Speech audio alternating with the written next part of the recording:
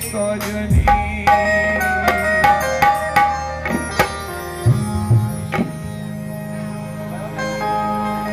अगर अच्छा लगी तो रहुआ सब के हाथे से ताली हम कहा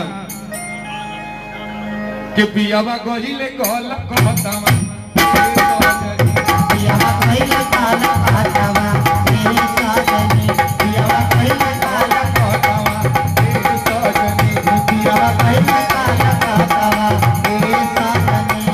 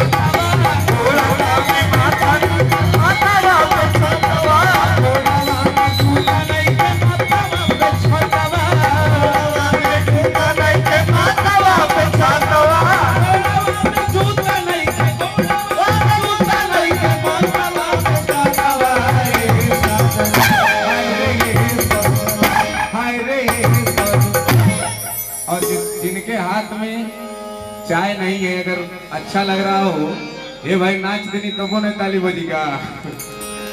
अगर अच्छा लग रहा हो तो आपके लिए आप लोग भी साथ दीजिए। और मैं कुछ नहीं, कलाकार को कुछ नहीं चाहिए, आपकी मीठी ताली और एक प्यारी सी मुस्कान बस मिल जाए, उससे ज्यादा कुछ नहीं चाहिए। तो अगर अच्छा लग रहा हो तो एक बार ताली जरूर बजाएगा आप लोग कि हाय रे ये सजनी, हाय रे ये सजनी, कैसे खाली रहो